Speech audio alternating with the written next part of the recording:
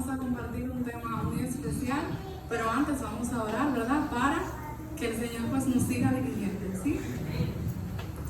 Dios eterno, te agradecemos, Padre, por la oportunidad de estar en tu casa. Te pedimos que tú nos dirijas en todo y que podamos salir transformados, que tu Santo Espíritu pueda morar siempre en nuestros corazones. En el nombre de Cristo Jesús. Amén. El día de hoy vamos a hablar un poco sobre la ansiedad, algo que todos en algún momento hemos experimentado, hemos sentido. Y el título de esto, vamos, para que me ayuden, corazón, siéntate. Es un mandato, ¿verdad? Corazón, siéntate. Mientras leía un libro titulado No pienses en un oso verde, en uno de los capítulos me encontré con ese apartado y yo dije, wow, o sea, como que me dejó pensando tanto. Y cuando comencé a leer y vi de qué se trataba, que hablaba de los temores, del miedo y de esas emociones que muchas veces catalogamos como negativas, decían la importancia de atravesarlas, de que las sentimos y no está mal sentirlas, pero sí permanecer en ellas. Y yo dije, wow, ese título merece que se le pueda otorgar a un tema en particular. Y bueno, siempre hablamos de la ansiedad, de la depresión como psicólogos, pero yo digo, no me gusta poner eso como que de entrada, el título, la ansiedad, la depresión, quería poner algo como distinto. Y pude encontrar, ¿verdad?, asociar un poquito con la Biblia, y eso es lo que vamos a compartir hoy. Estamos un poco cortos de tiempo, pero vamos a tratar de avanzar lo más que se pueda.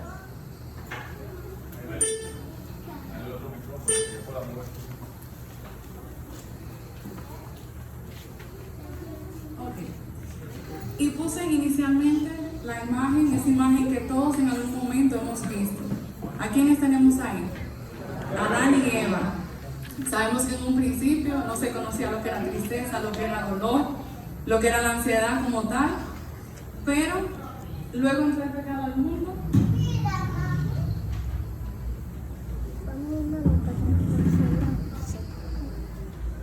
Entra el pecado al mundo y vemos que las cosas cambian inmediatamente. ¿Y qué surge ante esto? Vemos que comenzamos a sentir dolor, y el dolor es como la palabra resumida de todo eso que experimentamos en este caminar. Desde la depresión, desde la ansiedad, desde el estrés, un sinnúmero de emociones, desde la ira, la frustración. En esos días se lanzaron la nueva película que trata sobre las emociones, ahora se me fue el nombre, y vemos ahí cómo, me lo han dicho por ahí, sí, ese mismo nombre, y vemos ahí cómo trataron de llevar a pantalla eso que experimentamos como seres humanos. Pero sabemos que detrás de todo eso, ¿quién está? El adversario, nuestro enemigo, ¿verdad? Pero Jesús, yo siempre les digo a mis estudiantes, Dios es más fuerte. Las situaciones que enfrentamos son difíciles y fuertes, pero Dios es más fuerte. Y sabemos que detrás de una tristeza, que a veces decimos, pero ¿por qué me siento así? Satanás está detrás de ahí. Y aunque estemos dentro del camino del Señor, experimentamos estas cosas. Y esa es nuestra lectura bíblica, que la encontramos en Juan 15:5.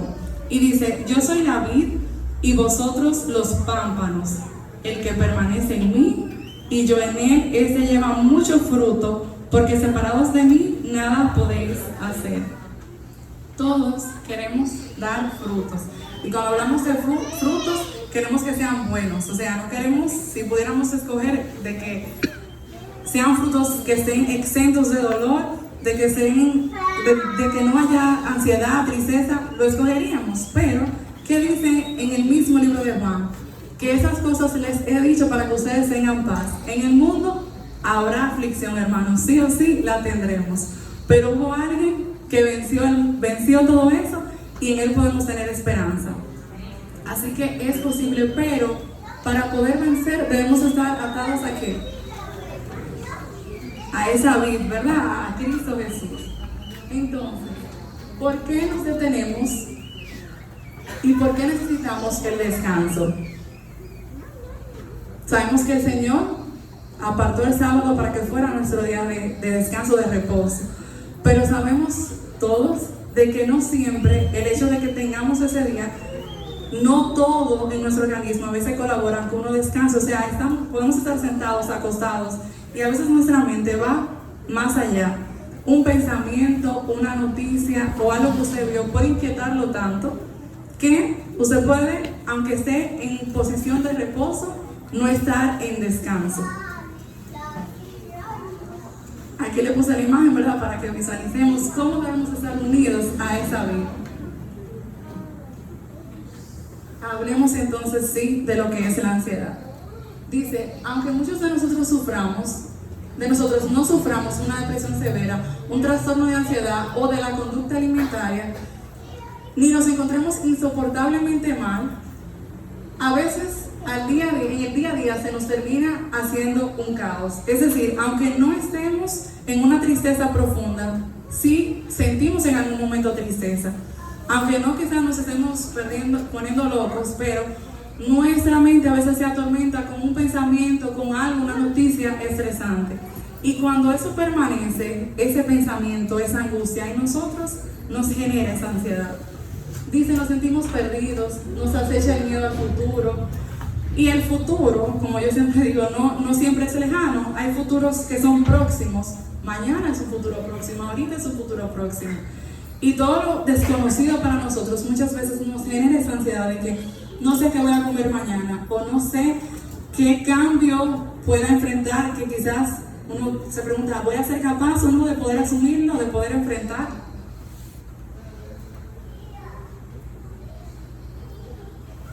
Siempre que estamos en reposo, ¿en verdad descansamos? Lo que veníamos hablando.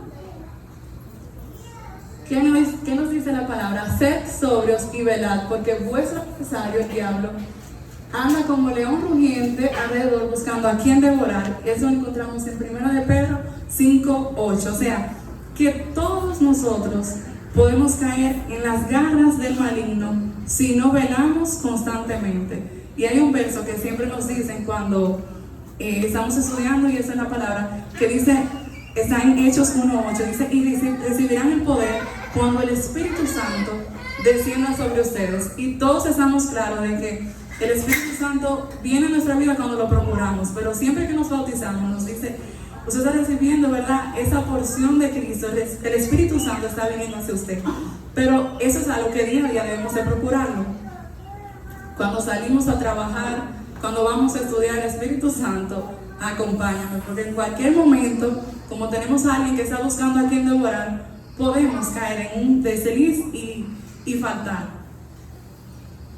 La ansiedad tiene un factor psicofisiológico y un factor conductual. Y aquí nos dice que es una respuesta adaptativa que nos prepara para responder efectivamente a situaciones cotidianas. Es decir, nos vemos ante la necesidad de dar una respuesta, de buscar una solución, pero cuando esto nos agobia y usted dice, ¿pero qué voy a hacer? ¿Pero qué voy a hacer? En lugar de decirle, Señor, ayúdame, y como que descansar, se genera esa ansiedad inmediatamente. Porque usted quiere adaptarse a ese cambio que surgió, y como esa desesperación nos hace entrar en un cuadro ansioso. El impacto positivo o negativo de la ansiedad dependerá de la ruta en la que encaucemos nuestras emociones y nuestros pensamientos. Si usted decide darle mente y sobrepensar y sobreimplicarse en las cosas, usted puede entrar en una ansiedad específica que vamos a ver más adelante, e incluso ya algo un poquito más mayor, en una ansiedad generalizada. Y aquí vemos esta silueta de cómo es ese pensamiento. Hay 1000 fichas como volando. O sea, es una persona que está perturbada. La ansiedad está activada en nuestro cuerpo. ¿Con cuál de esas emociones? Ahí vemos, hay 6 emociones. Tenemos el asco, tenemos el miedo, la alegría, la tristeza, la sorpresa y la ira. ¿Con cuál de esas será? Puede ser la tristeza, pero hay otra que es más puntual. El miedo. La tristeza influye mucho, pero la tristeza es un poquito más vinculada a la depresión.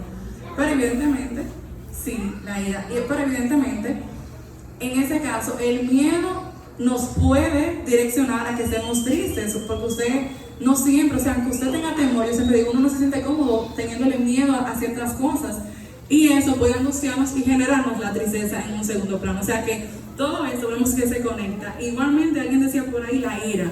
Hay veces que nuestro mismo miedo nos puede llevar a tener ira, de decir, pero ¿por qué yo me siento así? ¿O por qué me está pasando esto? Aristóteles decía, el miedo es un sufrimiento que produce la espera de un mal. Eso lo decía él. O sea, que anticiparnos y considerar que nos va a acontecer, pues lo peor, eso me puede generar a mí miedo o temor. ¿Cómo llegaron? Vamos a analizar esas frutas. ¿Cómo llegaron esas frutas aquí? ¿De dónde provienen? De la siembra, dicen por ahí, ¿verdad? Eso llevó un proceso. Pero si esa siembra, esa cosecha, no se hubiese tenido un cuidado adecuado, esos productos se hubiesen visto tan lindos como se ven ahí. No. Y todos queremos, yo siempre digo, somos muy estéticos. Siempre queremos lo más bonito, lo más gordito, lo más frondoso, lo más colorido. Siempre queremos lo mejor. Pero cuando se trata de dar al otro, procuramos nosotros producir lo mejor. Es algo en lo que debemos meditar. Entonces, sabemos que para que esos frutos estén así de bonitos, hay que llevar un proceso adecuado de siembra, ¿verdad? De cuidado, de cuidar esa matita hasta que pueda dar esos frutos y que estén en condiciones óptimas. Y así mismo es nuestra mente.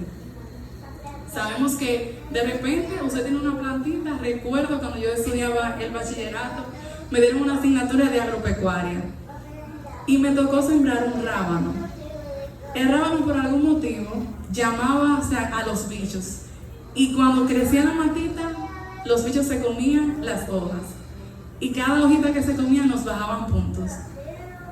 Y yo, o sea, eso me creó como una frustración. Yo decía, no sé qué le pasa al rábano conmigo, o si es que yo estoy teniendo un maltrato con él, pero yo le ponía hasta música y de todo, y eso no avanzaba. Me dijeron que le cantara, y eso no avanzaba. Lo sembré como 4 veces, y al final la maestra vio. Lo que me quedó de resto fue llevarlo a mi casa, o sea, y lo teníamos en una esquina. Digo yo, no podemos taparlo porque se va a morir, pero de ser posible, hasta un mosquitero le ponemos para que ese rábano crezca y yo poder terminar con bien la asignatura. Entonces, el cuidado que yo tenía con esa plantita, yo dije, wow, yo no sabía que un asunto, porque uno siempre ve la habichuela, crecen rápido, de una vez, muy bonita, chévere. Ella no nos puso rábano, tomate. Entonces yo vi a mis compañeros que la de zanahoria crecía bien. Y yo decía, entonces, a mí, que me tocó esta sola, o sea, yo era la única con el rábano, pero ¿por qué a mí? Entonces, como que me quise frustrar, pero entendí eso de que debemos ser constantes y debemos ser pacientes también. En algún momento me desesperé, yo dije, que ponga la maestra lo que entienda que deba de poner. Pero no se veía entonces el tallito. ¿Y qué yo hice? Yo no me puedo rendir. Entonces, igualmente en nuestra vida, hermanos, hay veces que usted está trabajando mucho en usted y se da cuenta que uno se cuida mucho, trata de ser prudente, pero se encuentra con alguien y uno dice, wow, yo me he bajado tanto conmigo, me encuentro con alguien que quizás no ha hecho el mismo trabajo consigo mismo. Y me toca, o sea, me estoy educando para aguantarle las cosas al otro también. A todos creo que nos ha pasado eso. Entonces, ser pacientes, que aunque nuestra cosecha o la del otro, hay que ser tolerantes también. Pero si nuestra cosecha le pasó un detallito, si la hojita se la comió un bicho, como le pasó a mi rábano, hermanos, mantener la esperanza y ser constantes. Decirle, Señor, ayúdame. Eso no quiere decir que ya eso no sirve, porque hay raíz ahí todavía. Lo que pasa es que visualmente, ¿verdad?, ocurrió algo, pero hay todavía esperanza porque las raíces están ahí. Entonces, la ansiedad tiene 3 componentes. Dice que el primero es el psicológico, porque usted comienza viendo algo, escuchando algo, y a partir de ahí usted comienza a dar mente, a generar un disco mental, yo digo. También una parte fisiológica, porque en base a eso y qué tanto usted permanezca en ese pensamiento o en ese sentir, usted comienza a generar una serie de síntomas físicos, de que me duele la cabeza, tengo taquicardia, me siento mal, no tengo hambre. Hay personas que se les cierra el estómago y dicen, estoy ansiosa y no puedo comer, no tengo hambre, no tengo apetito. que no pueden dormir, a muchas personas se les perturba el sueño y también tiene un componente motor, porque usted dice, tengo que buscar una solución, tengo que buscar una respuesta a eso. Usted comienza, sea toda esa individualidad, usted comienza a integrar y decir, vamos a generar una respuesta, a una solución a ese asunto. Y todo usted se ve involucrado en la búsqueda de eso. Así es. Entonces, aquí tenemos que hay una ansiedad que es normal. Esta es de tipo adaptativa, donde existen estímulos reales y pueden estar representados de una manera adecuada. Esa es la que todo el mundo hemos sentido, pero cuando eso evoluciona y no sabemos gestionarla, puede emigrar y ser una ansiedad patológica. Dice que aquí en la patológica existen estímulos que no son peligrosos realmente y la respuesta que emitimos es inadecuada. Entonces, ¿qué sucede a nivel cerebral? El cerebro evalúa como peligrosas situaciones que uno experimenta día a día. Como que dice, las genera y las ve como una amenaza, o como una trampa, o se siente como abusado. Cualquier sensación, ¿verdad?, inadecuada que usted sienta puede llevarnos a sentir una ansiedad. Dice, hablar en público. Hay personas que pueden tener ansiedad cuando se ven expuestos a las alturas, a algunos animales, que si las cucarachas, que si las arañas. Apertura a lo desconocido, cuando usted sabe que tiene que enfrentarse a algo, usted dice, yo no conozco nada de eso. Y eso lo puede inquietar tanto, usted caer en un cuadro ansioso. Lugares cerrados son muy amplios. Hay personas que tienen situaciones con esto. A la velocidad, a la oscuridad, muchos niños. Y si seguimos mencionando, no terminamos hoy. Entonces, ¿qué son las emociones? Sabemos que, vamos a ver aquí, son esas respuestas que damos ante lo que nos ocurre. Ahora bien, cuando no gestionamos las emociones, ¿qué ocurre? Se llama a lo que se desencadena un secuestro amigdalítico. Tenemos una parte de nuestro cerebro que se llama la amígdala, que es esto que vemos aquí, parece un gusanito. Y cuando ocurre algo que usted percibe que es una alerta, o sea que es, un peligro, su cerebro envía la alerta. Y la amígdala es como el timbre que dice, hey, hay un problema aquí, hay que resolver. Entonces, si se fijan, esa amígdala, que es parece una habichuela, se conecta con esa como soguita, que es el hipocampo. Y en el hipocampo están los recuerdos. Y adivinen qué pasa cuando los amigos se encuentran. Dice, ay, aquí hay una alerta. Entonces el hipocampo dice, ay, sí, acuérdate que cuando tenía 3 años, un perro te mordió. Si el perro está frente de ti, corre. Su cerebro inmediatamente asocia lo que le está pasando novedosamente con algún recuerdo, y este hipocampo, como está conectado con la amígdala, tiene la capacidad de recordar hasta cómo se sentía. O sea, eso pasó hace años y usted puede hacer hasta una crisis de comenzar a sudar, o sea, a emitir fisiológicamente respuestas, simplemente porque surgió un episodio, salió la alerta y su cerebro hizo conexión. Dice, en tal año, en tal momento pasó esto y esto, ¿y qué hace ahí? Entonces entra el miedo, y ese miedo nos lleva a la ansiedad. Ahí les puse esa imagen. Cuando ese sensor siente que hay humo, ¿qué pasa inmediatamente? Se activa. Entonces es lo mismo con la amígdala, solo que no podemos verlo, pero sí lo sentimos. Entonces aquí vemos el procesamiento de las emociones. Aquí podemos ver el rostro de esa persona y vemos que podemos experimentar dolor y placer, y que eso se genera, o sea, quien influye mucho en esto es esta amígdala. Y a partir del trabajo de la amígdala, del hipocampo, usted crea unos filtros de interpretación, que no es nada más ni nada menos que usted decir, bueno, ya yo sé que por esa calle, cuando yo tenía 11 años, me caí haciendo esto y esto, por ahí no paso. O con esa persona o en ese lugar me pasó esto y esto, no voy a hacer esto. Entonces, esos filtros de interpretación se generan en base a su experiencia, y muchas veces, ¿qué hacemos? Que generalizamos y decimos, nuestra solución, bueno, no hago esto. o lo haré más adelante. Y buscamos la manera, o sea, de evitar para ahorrarnos el dolor o el mal rato. Y yo quiero que vean esta imagen y me digan qué podemos apreciar ahí, qué pueden ver a simple vista. Dos ancianos, solo eso, ¿verdad? Solo vemos eso.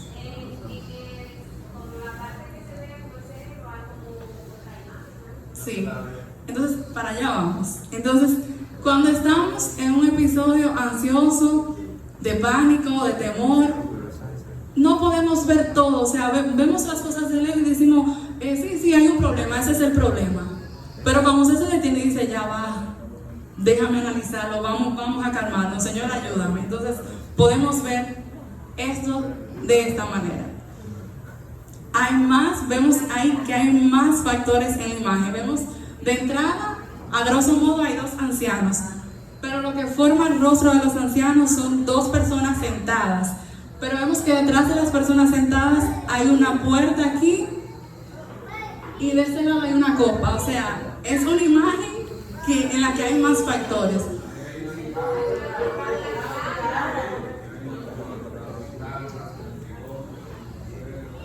Entonces, ¿cómo podemos apreciar todo eso? Detenidamente. Los que estaban aquí delante llevaban ventaja con los que estaban allá detrás. La hermana aquí pudo ver el detalle de la copa sin cambiar la imagen. Entonces, hermanos, así mismo ocurre cuando entramos en esos episodios de ansiedad. Muchas veces nos trancamos y se dice, pero que yo no puedo salir a esto. Pero el Señor, que puede ver toda la panorámica que usted y yo no estamos viendo, sabe que se puede salir de eso.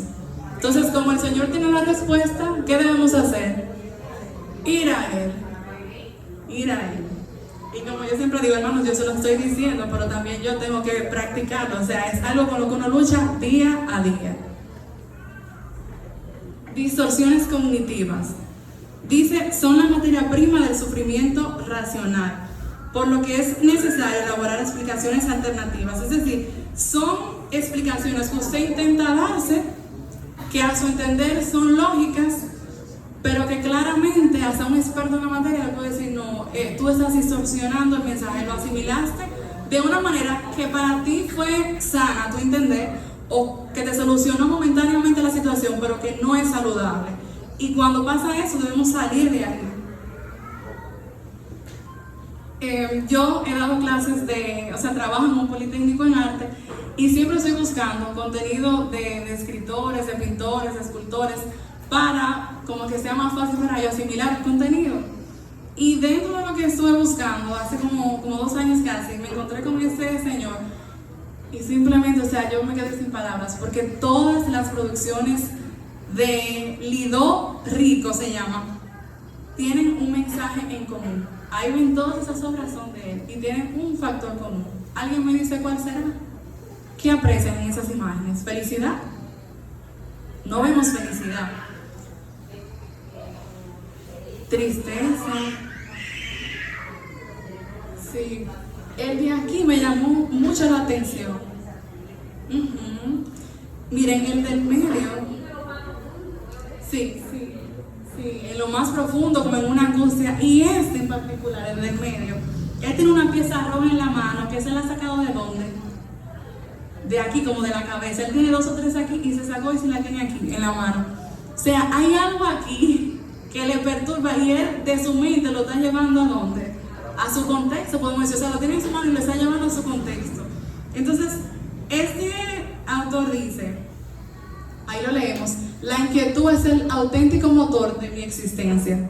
Para él, las cosas son así, o sea, que la inquietud, la perturbación es lo que lo motiva, lo mueve. Hay que ver, porque honestamente no he leído a profundidad cómo fue la infancia de esa persona, que lo lleva a él a considerar que la inquietud es como el motor. Porque a simple vista, si uno lo quiere interpretar por arriba, uno dice, es válido que un artista, que un pintor, que un músico tenga inquietud, porque la curiosidad te lleva a descubrir cosas nuevas. Pero ese tipo de inquietud, cuando usted lo escucha y cuando usted ve lo que él hace, dice, hay un fallo probablemente ahí, hay un factor común que motiva a ese personaje. Y a mí en particular, yo dije, me inquieta, me causa como un ruido visual. Entonces, ¿qué está ocupando Ok, ¿qué está ocupando una pared entera en la estantería de tus pensamientos? ¿Qué, qué estamos almacenando en nuestro librero mental? ¿Qué estamos atesorando allí que nos puede perturbar, que nos puede inquietar? Que usted sabe que está ahí, pero que no conviene, que no es saludable, que no es funcional, pero lo tenemos ahí. Y a veces nos cuesta tanto sacar eso de ahí.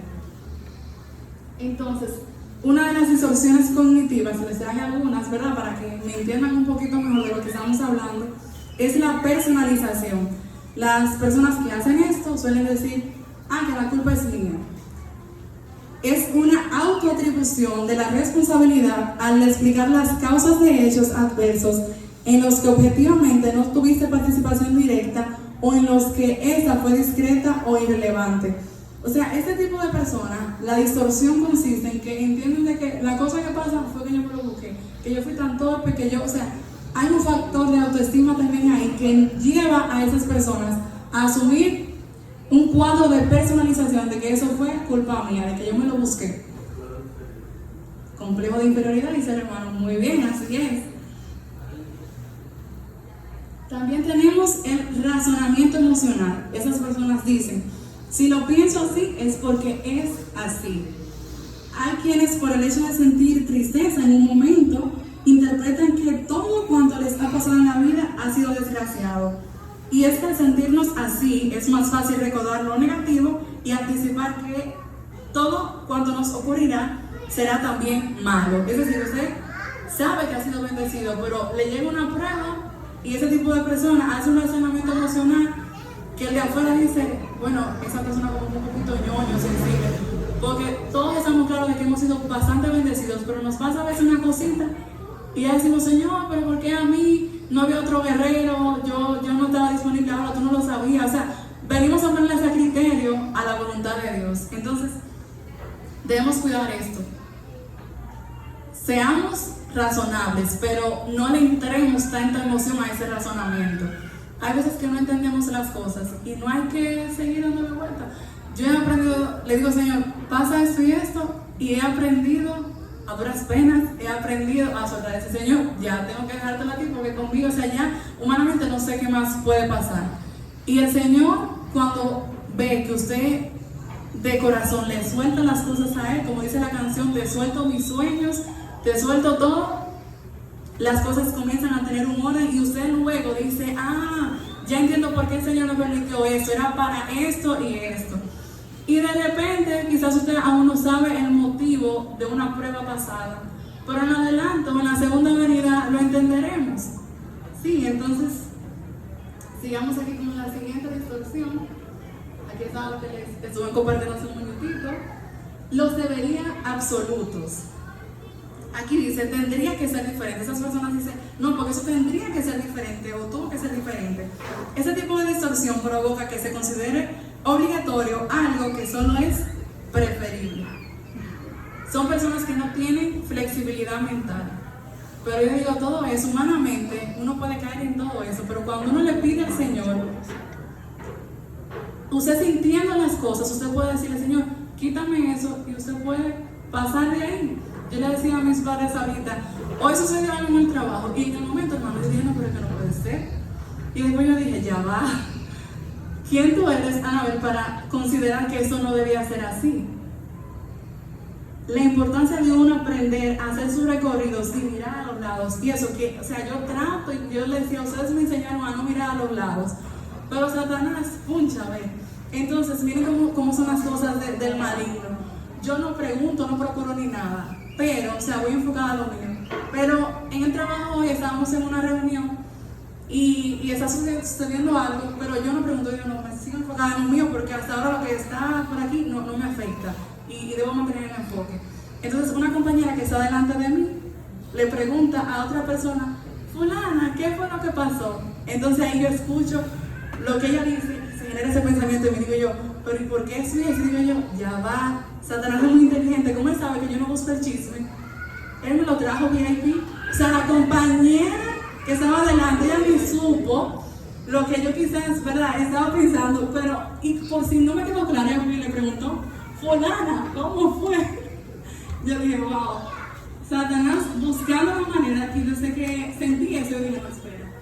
Bajé, dije, no, eso a mí no me compete, como les digo, no me gusta, o sea, no ando buscando, siempre ando como enfocada en lo mío, pero Satanás me lo mandó a escuchar 2 veces, hermanos, 2 veces. Yo dije, para que yo desencadenara un pensamiento, aunque yo no lo diga, ya la mente va lejos, lejísimo.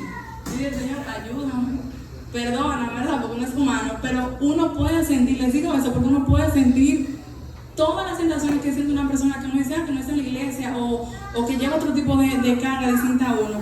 Todos, el pecado, la tentación, a todos nos toca la puerta.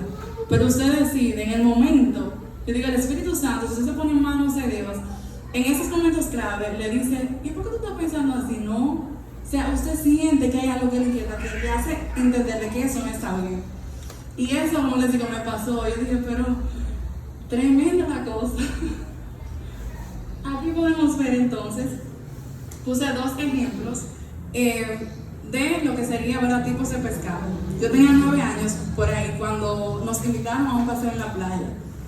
Y yo recuerdo que nos dijeron que íbamos a comer pescado. Entonces cuando llegamos allá y nos sirven, estábamos con invitados, nos sirven los platos, yo veo que nos sirven bacalao con papa. Entonces en mi mente yo siempre había asumido que el pescado era el pescado entero que vemos como el que está aquí. O sea, por algún motivo yo dije, eso no es pescado, pero lo dije en mi mente, no me atreví porque mi mamá estaba por ahí, yo sabía que mi mamá era fuerte y yo a raya siempre. Entonces cuando yo vi eso, yo dije, y yo miré a mami, y mami solamente me hizo, ya creo que sabía lo que yo estaba pensando.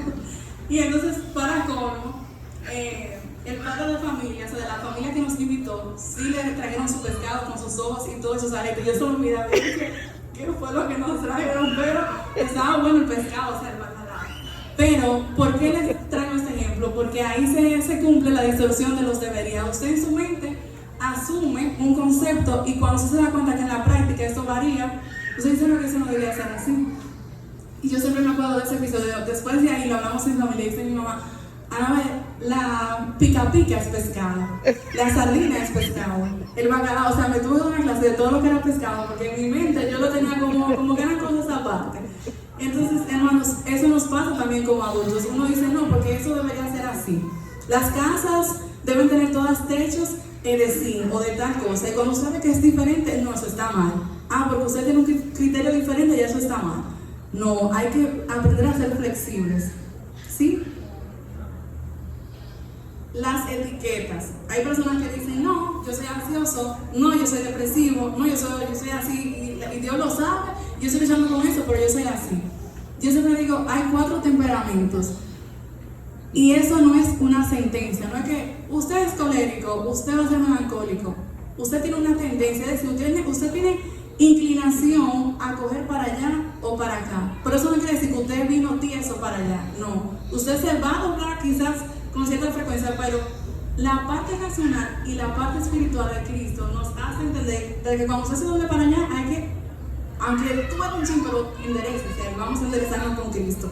Entonces, esta parte de las etiquetas, hermanos, hay que tener mucho cuidado. Hay mucha gente que dice, no quiéreme como soy. Yo siempre digo, eso es un eslogan que se hizo específicamente para los niños que tienen condición. Que evidentemente se quiere como son porque vienen así, pero ya en cuanto a nuestros rasgos temperamentales, de nuestro carácter, tenemos la facultad de decir, voy a escoger hacer las cosas bien, aunque me cueste, aunque me pese, aunque quiero decirle a todo el otro, pero yo sé que me conviene ahora mismo, que lo que conviene es que yo haga silencio y el Señor pelea por mí. Entonces, esas etiquetas, que es como lo más usual, la gente dice, no, yo soy así, debemos trabajarlas porque nos gusta que nos toleren, pero no nos gusta a veces tolerar a los demás. Entonces, ponernos una etiqueta como eso es lo que hay y listo, no es de sabio, no es una persona sabia, y Dios nos manda a ser sabios. Aquí tenemos el catastrofismo. Esto ocurre cuando decimos va a ocurrir un desastre o va a pasar lo peor. Dice, hacemos una estimación de que todo lo que ocurrirá será terrible e insoportable, exagerando dramáticamente las consecuencias que tendrían en ti o en los demás. Sin haber pasado, ya se escucha Y podemos juntar esto con lo que decíamos ahorita, el hipocampo, emocionalmente, neurológicamente ocurre ese factor, podemos decir que neuroquímico, y su mente dice, ay, acuérdate que tal cosa pasó en este tiempo. Entonces, ¿qué hace eso? Que usted diga, va a pasar lo mismo, y cuidado si peor. Entonces nos anticipamos y comenzamos a declarar con nuestra boca lo que va a pasar, y de una manera u otra usted se va condicionando a eso, poniendo a Dios de lado. Entonces debemos de enfocarnos. Aquí tenemos la falacia de control. Necesito saber qué va a pasar. Yo creo que todo cristiano le ha dicho eso al Señor. Señor, quiero saber qué va a pasar. ¿Por qué está pasando esto? Dice, quien la padece considera que debe tener absoluto control de las cosas que suceden a su alrededor, para así anticiparse con precisión milimétrica a lo que depare el futuro. O sea, usted se quiere anticipar. Y algo que nos hizo cuestionarnos esto, podemos decir que fue la pandemia. Todos nos preguntamos, ¿y cuándo se va a terminar quizás esto? Yo recuerdo que ya aún estaba en la universidad y yo decía, ¿cuándo volveremos a estudiar presencial? Yo pensé que iba a ser 5 meses, 6 meses, pasaron casi 2 años. Y la pandemia, o sea, estaba ahí y uno tenía todo tipo de dudas, pero eso es necesario aprender a desmontar la falacia de control, de que usted necesita controlar las cosas. No, el Señor nos permite gestionar ciertas cosas, ¿verdad? Nos da la facultad de hacerlo, pero no todo está en nuestro control. O sea, Dios nos permite administrar, pero quien tiene el control absoluto, ¿quién es? Él mismo, Dios. Aquí tenemos la maximización y minimización. Eso no tiene nada de bueno. Las personas que piensan así dicen eso, no tiene nada de bueno, o eso es lo mejor que me ha pasado. Entonces, ¿qué pasa con ese tipo de personas? Que distorsionan la forma en que se juzgan las cualidades de una cosa, ya sea que lo ve muy bueno, sí, o sea, hay personas que son muy positivas, pero en exceso ya ahí se pone el asunto patológico, porque dicen, ay, pero es un carro rojo, eso es buenísimo, eso corre, eso te lleva, eso... Y usted no se ha montado en el vehículo, o sea, usted no ha experimentado eso, ya usted se hace un cuento. ¿Y cuál es? O sea, ¿qué es lo peligroso en este caso? Dice, el peligro está en sentirse decepcionado por haber creado expectativas irreales. Es decir, usted sube a un nivel que quien lo ve dice, ¿por qué está sacando un criterio que no tiene justificación? Porque tú no has conocido eso bien, tú no sabes eso bien.